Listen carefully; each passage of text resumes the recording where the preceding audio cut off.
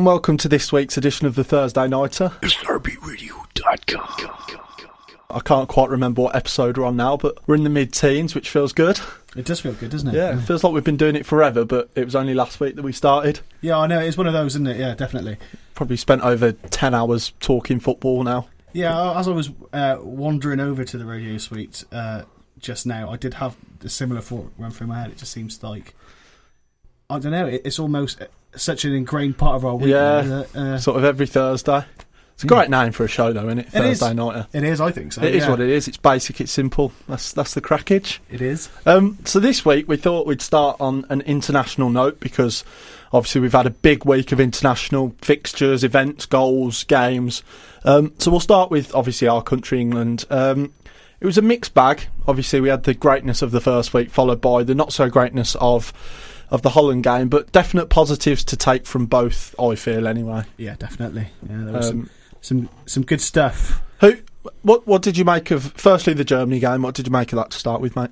I thought the character showed from the side, without trying to sound too much like Brendan Rodgers, I thought that the side did well to be 2-0 down to the world champions and, you know, the old enemy, as they say, yep. Away from home in Berlin, and to get the result they did and the goals that they scored as well. I was really impressed with the quality of goals England scored over both games, actually.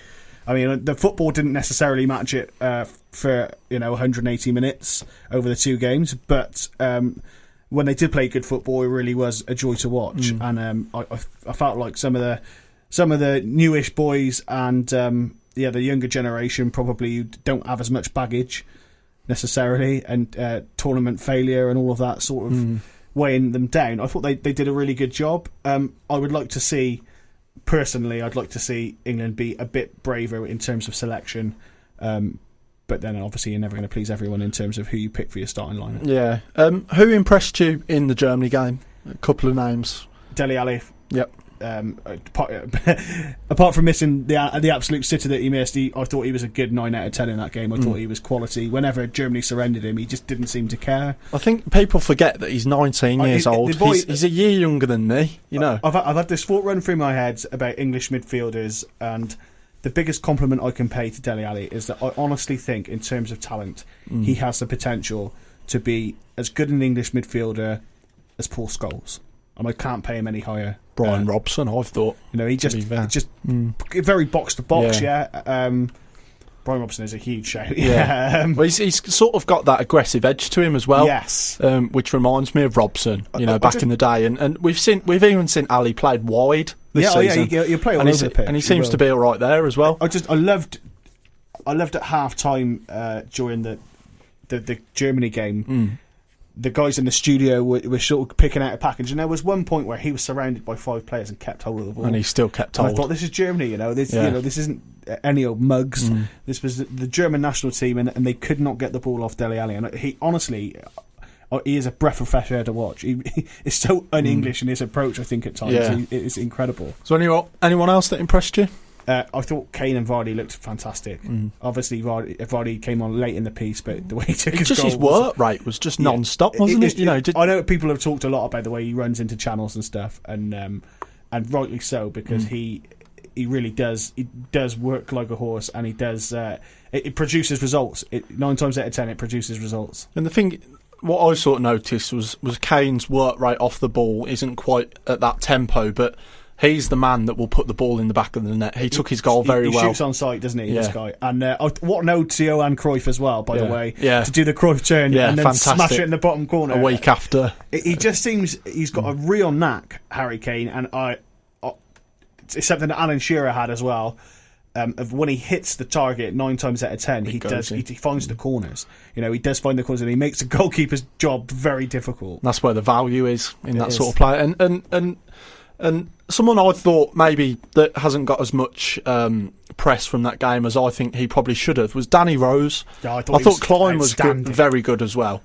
But I thought Danny Rose was very good in the Holland game as well before he came off. Apart from the penalty, which I thought was a bit misfortunate. But I think Danny Rose stepped up, and I think that little quartet of Spurs players, you've got Dyer, Kane, Ali and Rose.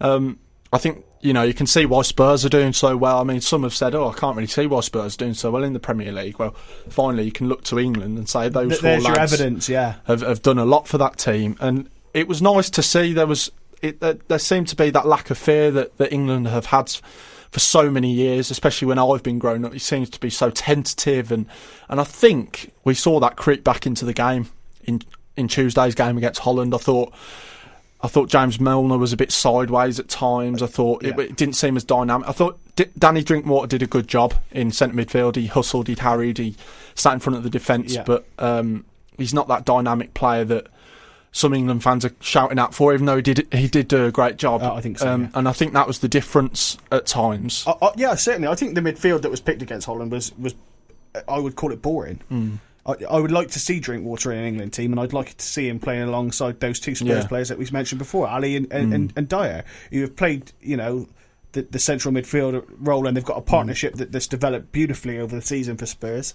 Yeah. And I'd love to see Drinkwater added to that in a midfield three.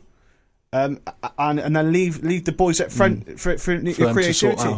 I know that there'll be a lot of debate over Wayne Rooney because of he hasn't been at his best this season. But the fact remains he's England captain, and I think it's very, very, very, very unlikely that he won't play in the first game. And I think if he has to play, I think you play him in a front three of Rooney behind Vardy and Kane.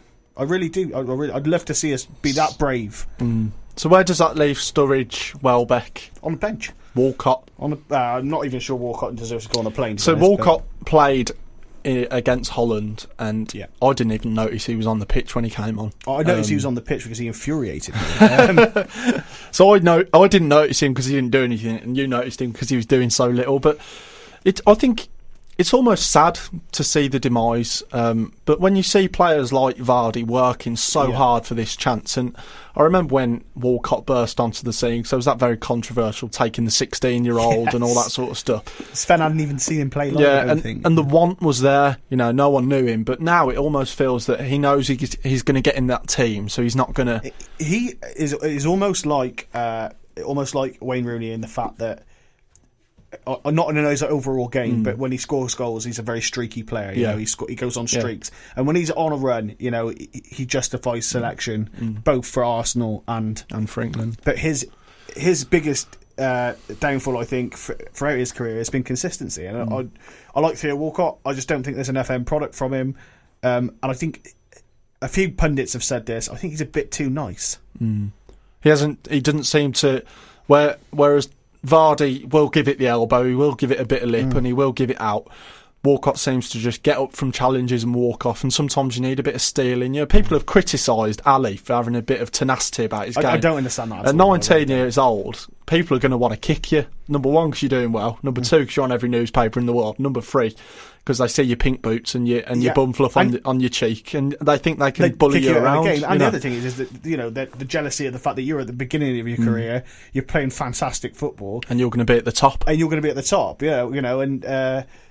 the fact remains is that for a lot of players, that must be quite painful to watch. It must be great to watch at the same time. For if you're English, it would be fantastic. But at the same time, you don't want it to be outdone by the young whippersnapper. I suppose. What did you think about John Stones' performance? Because a lot of people said, going forward, he's very good. His distribution is very good. On the ball, he's very solid. But obviously, he did slip at that crucial moment. Do you think that was a footballing thing, or do you reckon it was just a slip? Was it? I don't think it's anything. I think he's been desperately unlucky this season in terms of some of the mistakes he's made. I think because there was so much focus and attention during the transfer window, with Chelsea chasing him so strongly, Barcelona. Beginning of the season, a lot of talk about Barcelona as well. How much truth there is now? I'm not sure. No, we don't know, do we? At the same, I just think he's been unlucky. I think he's a great player. He's got lots to learn. I've sort of found myself on the edge, sitting on the fence a little bit with John Stones, because you want to build for the future, but at the same time, you don't want to have a centre half that's gonna cause the rest of your team a little bit of panic and worry. What you did see was at some points in that Holland game, I remember there was a great pass where he ran through the mid, and he ran through a lot of players and then passed it into the box. I think it was Walcott, who surprisingly didn't do much. Didn't do a lot with it. No. So I'm sort of still on the fence with John Stones. I think he should go for tournament experience. Whether I'd start him, I'm not entirely sure. Good stuff. So we did just touch on some players that we don't think should be in the squad. Obviously, Theo Walcott. Daniel Sturridge, I think, will struggle to get in unless he shows some great form before the tournament starts. Obviously, he's just come back from injury, but it's now or never, isn't it? You get to match fitness or you don't go. I just hope that with regards to players like Welbeck and Sturridge, who would be absolutely fantastic for us to have on the bench ready to come on. I hope they don't get into the starting 11 based on reputation rather than what they're actually producing at the moment, which is not a bad standard by any stretch of the imagination.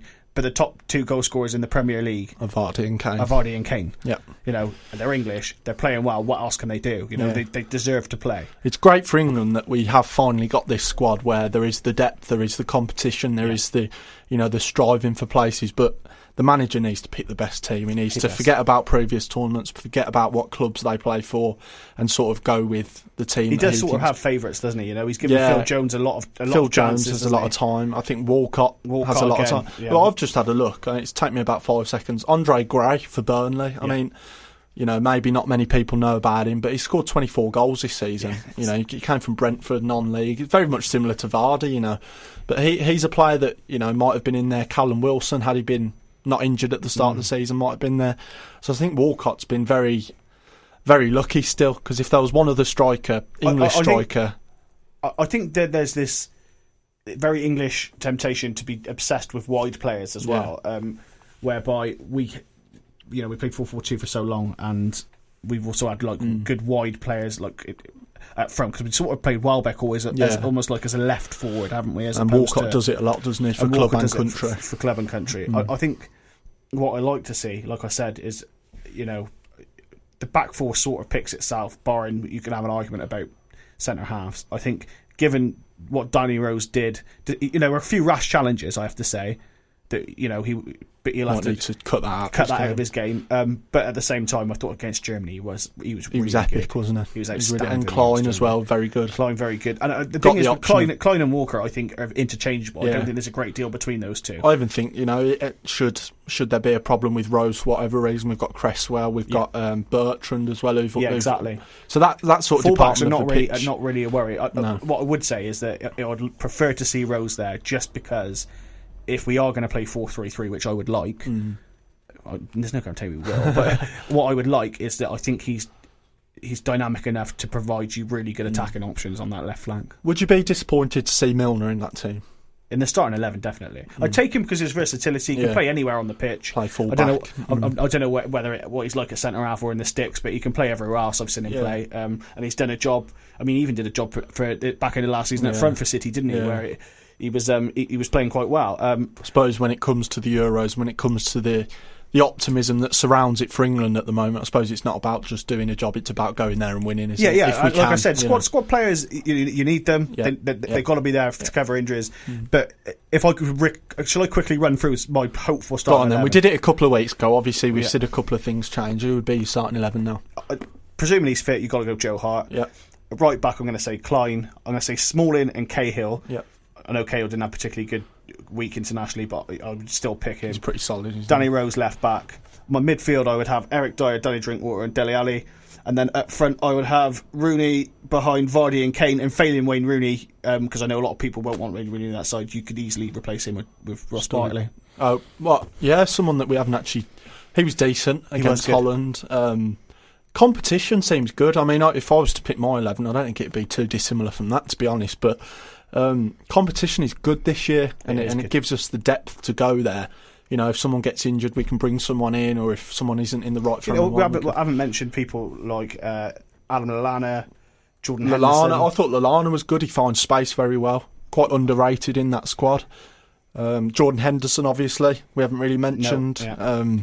So there's and obviously as well, I think it's only fair to say what a shame it was for Jack Butland as well. Oh, poor lad, it's terrible, really. I remember him at the Blues when he was young, and everyone said... obviously on a note that we'll probably touch upon later on with Northern Ireland, Elliot as well. I think, did you see Butland's tweet asking him to come round and watch Euros at 9, quite mate, funny. Yeah. both been very good for their clubs. Yes, very obviously, much so, yeah. Rob Elliott is Republic of Ireland, but yeah, it was a bit of a shame. But yeah, that'll get me a few pitchforks and stuff on it. Yeah. So you just mentioned Northern Ireland there. I did a bit of research into Northern Ireland this week. 27th in the world, 10 on the spin, unbeaten, 500 to 1 outsiders. They could be the Leicester of the Euros. Could they be the Greece? Could they be the Leicester? Obviously, another pretty hard-fought victory away at Slovenia, at home to Slovenia on Monday.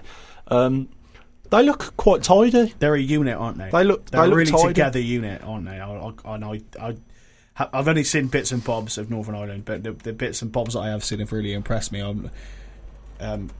They seem to... Without sounding too patronising, I just think that they know where their limitations are, and they know what their qualities are, and they play to their qualities, and they do the job really well. For the first time, I think, since I've been alive, I'm not sure, but for the first time since I've definitely been following the international game, they seem to have a lot of depth in their squad, and they seem to have a lot of Premier League names. I mean, I'm looking at a few names here: Gareth McCauley, Johnny Evans, Craig Cathcart. Obviously Lafferty, who's Norwich, but he's on loan at Birmingham. Paddy McNair, Stephen Davis. Yeah. Obviously some of these players have been around for a while, but obviously Connor Washington, who's come through Peterborough, non-league. He bagged, didn't he, Connor Washington? Yeah, and obviously at Queen's Park Rangers now. Oliver Norwood, who was at Coventry for a while, now doing well at Reading. Shane Ferguson, obviously ex-Newcastle, now at Millwall. Because in the past I've sort of looked down their squad list, and there's been far too many SPL players, far too many players playing League 1, League 2. I'm looking down there now, I can see Hamilton, St Johnstone, Fleetwood, Peterborough, Kilmarnock, Dundee, and the rest of Championship Premier League. So yeah, no, it's good. Obviously the strength and depth for them has improved, hasn't it? And, on the flip side of that as well, that means that they've got I think they've got quite a together group, haven't they? And they've had this sort of core set up there, which is obviously a little bit upset with the Chris Brunt thing, which was terrible, really, for him. Of course. He had a really bad week, didn't he? I think that was the week he was. He had a coin thrown at him as well by one of his own fans, which is disgusting. Not great, is it? Yeah. But I know that sometimes we feel like they're not given enough, given the money they're paid, but I don't think we need to assault them with coins. I think Northern Ireland will travel there in numbers as well. Green and White Army, they call themselves. I think the Republic and both the Republic and the Northern Irish will be there. I think that'll probably stoke it up another level as well. Force, yeah. And that's great, especially when you consider the Orange won't be there in the Netherlands, because they always travel very well. Yeah. Always. When I was in South Africa in 2010, there were a lot of Dutch. There were a lot of Dutch around. So 500 to 1 for Northern Ireland. Yeah. Would it be worth £1? I don't see any reason why not. We've seen them. We've seen Greece do this before, haven't we? We've just talked them up. Yeah. I mean, it is an outside chance. That's why you're putting £1 on it and not £500. But at the same time, good luck to them. It's £1, isn't it? Good to see home nations doing well. It's great. Well, obviously. I think it gives us a bit of an extra added bite and interest as well, doesn't it? Because nobody wants to be, obviously the first home nation to go home. Yeah, and England have got Wales in their group as well. Again, the bragging rights, big sort teams, of thing. Yeah. Obviously, England and Wales is huge in rugby, and it'll probably transfer a little bit to football this time. Well, especially with Gareth Bale giving them that extra edge. Yeah. God, we wish he was English, don't we?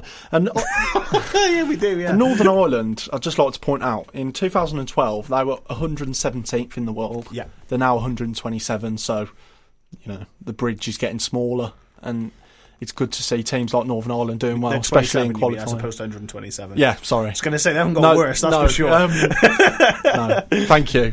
Sorry, mate. I thought, hang on a minute. They've got 10 places worse. I don't believe that for a second. No, they've got 90 places better. So good to see them doing well. RBRadio.com.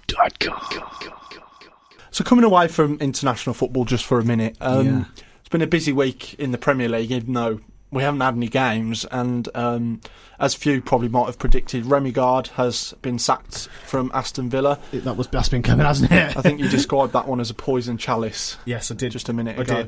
I did. What do you think about the sacking? Was it fair? Was it justified? Was he unlucky? Did he do a good job? I don't know why he took the job and why they sacked him Sherwood in the first place, given what their approach since has been nothing less than shot. I mean, I know Stan Collymore has been... he hasn't held back, has he? No, he's written a lot and he's said a lot, and fair play to him, because a lot of it's probably true. God, it's difficult to argue against it, isn't it? I think you listen to some of the stuff Stan said. If you haven't heard, then just Google some of the articles he's written and stuff, and listen to TalkSport. Poisonous, toxic atmosphere. I think he described it as on local media a few months back, but can't argue with that. And no, you can't. Not you certainly can't. And part of me feels sorry for Remi Garde. Putting football allegiances aside for just a minute, he was a highly respected manager before he went in there. Obviously done good work in League and hopefully his reputation hasn't been ruined by this, because he left that job at the end. He came in it looking like a healthy bloke, and he left looking a like pasty grey colour, didn't he? He was just grey. His whole demeanour, his aura, everything about him, it was grey, and he looked at him and he thought, this has really sucked the life out of you, it was a difficult job, and I've spoke about this before. I think they've got to restart somewhere, Villa. Yeah. And I do worry about them dropping through the leagues. I really do. Obviously, when he first came in, he took the reins off Sherwood, who I thought was also dismissed quite harshly at the time, and many Villa fans thought it wasn't ever going to get this bad. Obviously, it's just got worse and worse and worse. So with two managers coming in and not being able to sort it out, and a lot of off-field troubles with management and who's actually involved, who's actually running the club. Is there a lot of onus on the players this time rather than the management? Similar to Everton. Everton are very underperforming side. Crystal Palace. I think should the players sort of take some responsibility for this? Oh, they've got to. They most certainly have to. I think you've got Champions League experience in that squad. You've got players that... It is odd. I look at some of the players there who...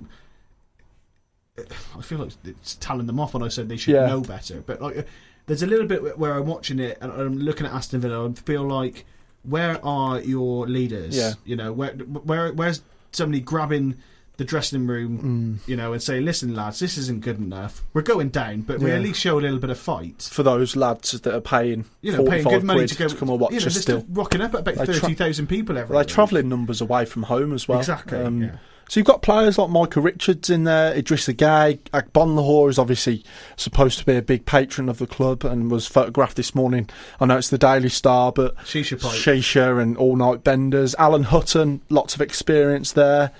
So you've got these players, Ali Sissoko as well. So these players have all got experience, and they should be the ones stood up in the chain. He was an England centre half for a long time, wasn't he? So. And now it's sort of turned to them tweeting pictures of fast cars, mucking around in training. It's a mess, isn't it? Aston Villa is a mess. Full stop. The whole situation at board level is a really joke with Fox and all of that going on. I don't. If you don't understand the ins and outs of that, then join the club. I don't think many people even inside the club know what's going on. It's all been certain people in certain positions changing very frequently, and some people promising managers and players certain things, and then those things not being delivered. Randy Lerner doesn't want the football club but can't sell it. I don't know what you do, really. I think whilst that's the situation, and whilst he's an owner has got a football club who clearly doesn't want it, he doesn't want to invest anything in it. Yeah. The fact that they're going to be relegated I think it's a worry for Aston Villa. I think if I was a Villa fan, I would not be. I'd be sort of thinking of Wigan. I'd be thinking of Yeovil. I'd be thinking of Blackpool. Yeah. Because as much as relegation is the least of their worries at the moment, I think it's the players that are going to leave. Obviously, the big earners will leave. A lot of the new recruits will leave, and it's who's going to come in. It'll be bossmans. It'll be scrappers, fighters. These won't be the flair. These won't be the flair players that the crowd are used to. So it's going to be interesting for Villa, and it'll be one to keep an eye on next season. And from one manager who's had a bit of a hard time to a slightly more manager that, from home, Gary Neville, obviously finally been shown the door by Valencia, 6 points above the relegation zone. Yeah. What do you think of that? What do you think about it? I'm interested to know. I think we said at the time, didn't we say at the time that it was a really weird job for him to take? Yeah. Firstly, there's lots of elements and facets to this that I don't understand. You're in business with Peter Lim. I'm not sure I'd want to be in business with him and him being my boss. For him as well. Yeah. That I'd be a bit sort of sketchy about. Yeah, sceptical about. Then you only take a 5-month contract. Again, that doesn't point to any particular long-term goal, longevity for the fans to point to. Thirdly, if you're Gary Neville, Valencia should be finishing in the Champions League. So if you get that spot, that's what the fans think anyway. You know, they're the third club. They are the third club in Spain. Yep. They believe that they should be in the Champions League spots, regardless of their squad, I think. If he got it, he wouldn't have been thanked for it. I also think the decision to take Phil as his number 2 was a sort of... Well, Phil was already there. Yeah, well, to keep him there. I thought that was a sort of... Keep it in the families here, let's keep him here sort of thing. I think in that respect that would have been very difficult and harsh on Phil Neville I understand to be moved on. But do I think that someone like Ray Wilkins, who's got a bit of foreign experience... He did take Benitez, his old number 2, didn't he, with him? Who has now been given the manager's job. Who's carried back on, but... Difficult times for Neville. Can we expect to see him in management soon? I've even heard, don't get me wrong, I've even heard some, whether they're fans or just people, linking Neville with the Villa job. Would that be from one sinking ship to another? I don't think... I would question Gary Neville's sanity if he took the Aston Villa job. Who's going to take that Villa job? Nigel Pearson is one of the favourites. Sean Dyche, whether Sean Dyche will potentially drop to that level when Burnley look like they're going to get promoted, I don't know. And there's talk of Moyes as well, isn't there? Who wasn't interested when they appointed Remi Garde. Steve Bruce as well. Is it the right time to appoint a former Birmingham manager when the club is in such a bad state, and looking at how badly McLeish did there as well? I think if I was Aston Villa, I think I'd want Pearson. Yeah, I think I'd. As a fan and I just think he could be somebody you could pin your hopes on. I think he's the sort of guy who will go in there and say, this is what we're going to do, this is the way we're going to play, this is like the style now, this is the decisions I need to be made at a higher level than me at the top, within the board. Sort it out. He's not backwards in coming forwards. It could work one of two ways, I suppose. That could go against him, but he could stabilise. I think if you want a stabilising job, I think I'd go to Nigel. I think that's why it was a funny decision to appoint Garde in the first place. Yeah, it certainly was. It's a bit of a luxury decision, wasn't it? Yeah. He's a sort of manager who perhaps you might have seen going in the past to a club who were guaranteed to stay in the Premier League, but given the state of Aston Villa. When he took over, they were. This hasn't happened under Remi Garde. This is 18 months, 2 years in the making. Well, there were people linking Benitez with the job. Villa fans wanting him in there at the time. That's a bit delusional. But I don't think they actually thought it was going to get this bad. Little did most people, to be fair. So, new chapter in Aston Villa's career, and obviously a big Midlands derby to look forward to next season. Yeah, certainly. Unless they can turn it around, which seems very unlikely. So, just to finish today, we like to it's a bit of a trend at the moment. We like to finish on something a bit more interesting and kooky, and maybe something that people haven't heard of. So, excuse me, we've had a look at Wellington Phoenix and sort of various non-league clubs and setups. And today we're going to have a look at a little story from Spain again that you actually pointed me towards in the week that I didn't know about, but I've done a bit of research. A little team called Recreativo de Huelva. Yes, I'm glad you said that. Who are a third division Spanish team, and actually the oldest team in England, in Spain. España. And they were formed by two Scotsmen who were working in the mines at the time. They sort of built the team for foreign workers to go and play. I think Charlie Adam was the first president. They don't have chairman, president over there. English again, so sort of got that route to it. It's for anyone that doesn't know Huelva, they're a little port town. There's only about 125,000 people living there. It's not a big place, and football's a very quintessential part of the community, as it is in England in lots of places. We've looked at Hereford and that this season, and they're in big trouble. Their owner refused to sell. They reckon they're 20 million in debt. That's escalated as far as 50, 100, 150, 200 million euros, depending on who you Which believe. Source you believe. I'm not actually sure if anyone knows how much debt there is. That's how bad it is. The owner actually rejected a bid of 7.5 million euros 2 weeks ago, and obviously that led to the decision by the fans, the players, who haven't actually been paid for 7 months now. Yeah, I pointed that out in an article I wrote yesterday. 7 months for a third division player. These aren't mega bucks. No, these not aren't. at all, no. This is not the glitz and glamour of La Liga. So they said, you know what, we're going to sell every ticket for the Granada Bear game for €1. The thing is when you look at... sorry to interrupt you, mate. No. When you look at the whole economic situation in Spain as well at the moment, these are the sort of people who could do withohave no wages paid. Yeah, they've got mortgages to pay, and nobody wants to. Nobody wants to help. Nobody wants to help them out. Which is crazy, really. So they they decided after the owner didn't want to sell, the mayor came in, the city celebrities came through, and they said, you know what, we're going to protest this. And by doing that, they put the tickets at €1 for the Granada B game, which I thought was quite symbolic of how much the club is actually worth at the moment with the debt that carries with it. They sold the game out, won the game in the 89th minute, which was great to see, because they're battling with relegation, and for people that don't know, it's that bad there that they're having to move their evening fixtures to 12 o'clock kickoffs because they can't afford to pay the electricity for the floodlights. Yeah, that's how bad it's got. And the only people they can afford to play are the referees, the away coach for taking them, and the bare minimum hotels. It's crazy, isn't it? It's absolutely crazy. This is third division. This is like Walsall, Peterborough, these sorts of teams. So it's not a bad level. And the only thing keeping them going at the moment is the ticket sales themselves.